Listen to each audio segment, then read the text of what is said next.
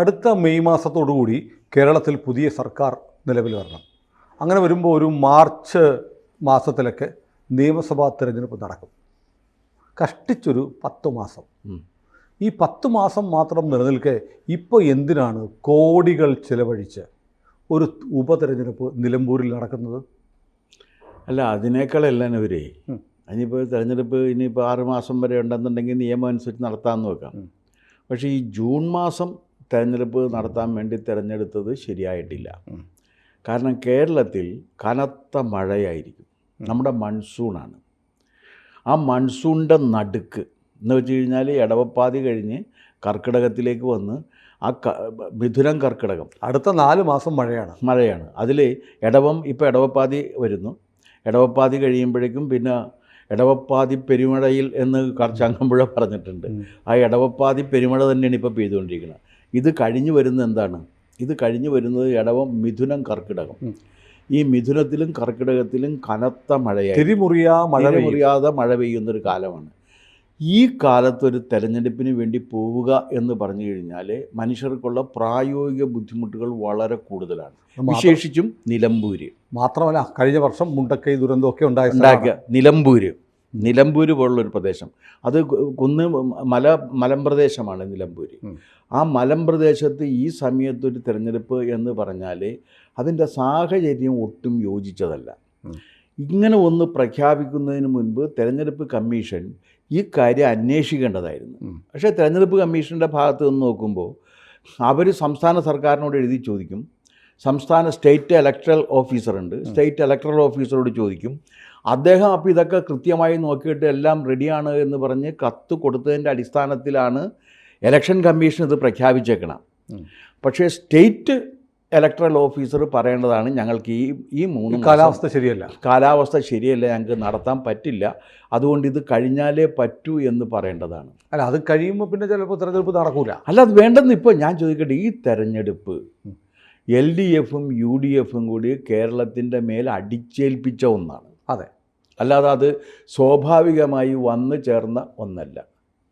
അദ്ദേഹത്തിൻ്റെ PV അൻവർ എന്നല്ലേ? PV Anwar എന്ന് പറയുന്ന ഒരു MLA, ആ MLAയുടെ വ്യക്തിപരമായ താല്പര്യങ്ങളെ മുൻനിർത്തി മാത്രം പ്രവർത്തിക്കുന്ന ഒരാൾ. അങ്ങേർക്ക് രാഷ്ട്രീയമൊന്നുമില്ല. അങ്ങേര് LDFുമാണ് UDFുമാണ്. ആ LDFിലും UDFിലും മാറി മാറി നിൽക്കാൻ കെൽപ്പുള്ള ഒരാളാണ്. അപ്പോൾ അദ്ദേഹം പറയുകയും ചെയ്തു, അദ്ദേഹം അടിസ്ഥാനപരമായിട്ട് രാഷ്ട്രീയക്കാരനല്ല, വലിയ കച്ചവടക്കാരനാണ്. കച്ചവടത്തിന് വേണ്ടി രാഷ്ട്രീയത്തിൽ വന്ന ആളാണ്. കച്ചവടത്തിൻ്റെ ഭാഗമായിട്ട് ആ കച്ചവടം സുഗമമാക്കുന്നതിന് വേണ്ടി രാഷ്ട്രീയത്തിൽ വന്ന ഒരാളാണ്.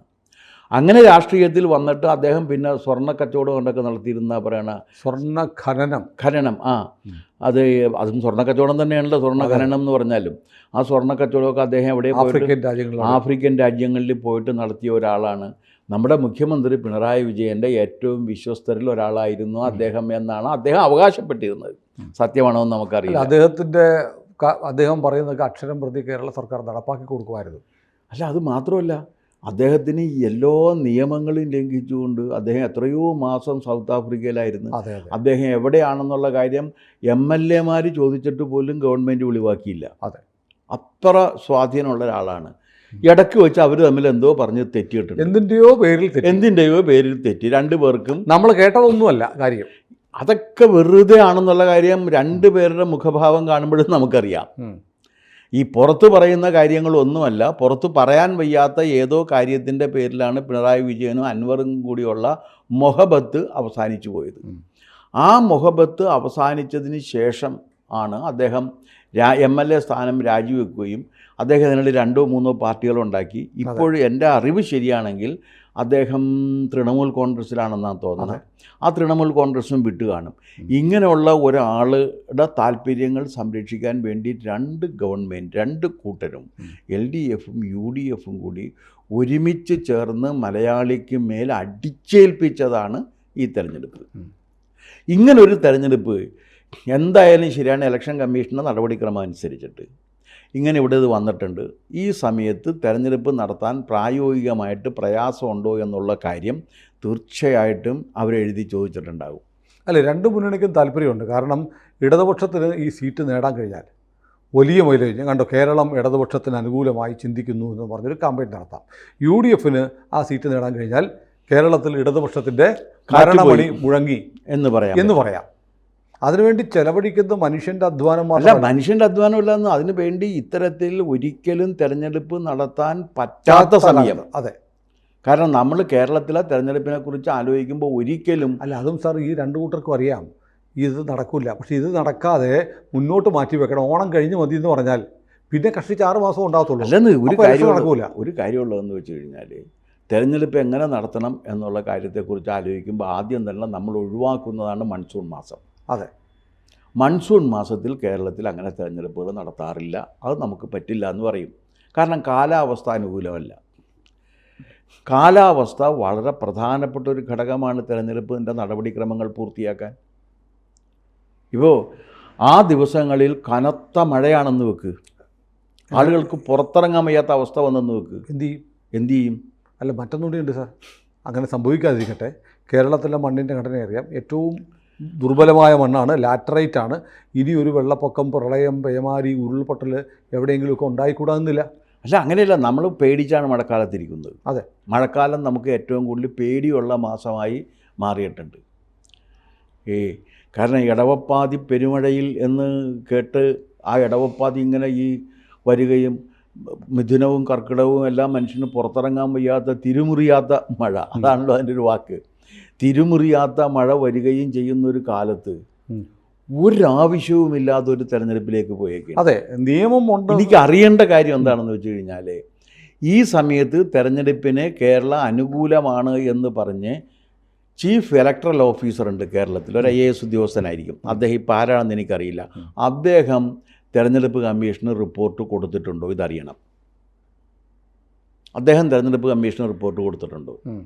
അദ്ദേഹത്തിൻ്റെ റിപ്പോർട്ട് കിട്ടാതെ ഒരു കാരണവശാലും ഇത് ചെയ്യില്ല. ചീഫ് ഇലക്ട്രൽ ഓഫീസർ റിപ്പോർട്ട് കൊടുക്കുന്നത് ചീഫ് സെക്രട്ടറിയുടെയും DGPയുടെയും എല്ലാം റിപ്പോർട്ടിൻ്റെ അടിസ്ഥാനത്തിലാണ്. ലോ ആൻഡ് ഓർഡർ പ്രോബ്ലം ഉണ്ടാകില്ല, പ്രശ്നമൊന്നുമില്ല. അഡ്മിനിസ്ട്രേറ്റീവ് പ്രോബ്ലം ഉണ്ടാകുമോ? അഡ്മിനിസ്ട്രേറ്റീവ് പ്രോബ്ലം ഇല്ല, പ്രശ്നമൊന്നുമില്ല. ഈ 2 കാര്യങ്ങൾ ഇവർ കൊടുത്തിട്ടുണ്ടോ? അവർ കൊടുത്ത സമയത്ത് ഇവരാരും തന്നെ ഈ കേരളത്തിലെ കാലാവസ്ഥാ വ്യതിയാനത്തെക്കുറിച്ചും ഈ വർഷകാലത്തെക്കുറിച്ചും ഓർത്തിട്ടുണ്ടോ? റിപ്പോർട്ട് എഴുതുമ്പോൾ നല്ല വെയിലായിരുന്നിരിക്കും. അല്ല, അപ്പോഴാണ് ഒരു കാര്യം നമുക്ക് നേരത്തെ സുനിൽ പറഞ്ഞൊരു കാര്യം. ഇവർക്ക് 2 കൂട്ടർക്കും കൂടി താല്പര്യമുള്ള ഏതോ ഒരു വിഷയം സെറ്റിൽ ചെയ്യുന്നതിന് വേണ്ടിയിട്ടാണ് ഈ സമയത്ത് ഈ തെരഞ്ഞെടുപ്പിന് ഇവർ 2 പേരും കൂടി ഒരുമിച്ച് കൊടുത്തേക്കണ ഒരു കാര്യമായി കൂടായികയില്ല.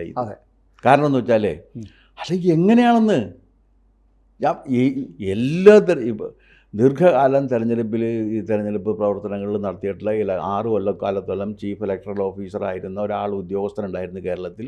അദ്ദേഹത്തിന് എനിക്ക് നേരിട്ട് പരിചയമുള്ള ഒരാളാണ്, എൻ്റെ ഒരു സ്നേഹിതനുമാണ്. അപ്പോൾ അദ്ദേഹം എപ്പോഴും പറയുന്നൊരു കാര്യമാണ്, ആദ്യം ഞങ്ങൾ ആലോചിക്കുന്നത് കാലാവസ്ഥ അനുകൂലമാണോ നടത്താനെന്നുള്ളതാണ്. ഇപ്പം മഞ്ഞ് വീഴ്ച വരുന്നൊരു സമയത്ത് ഇലക്ഷൻ നടത്താൻ പറ്റും? ഇല്ല, നടക്കില്ല. നമുക്ക് മഞ്ഞ് വീഴ്ചയേക്കാൾ കഷ്ടമല്ലേ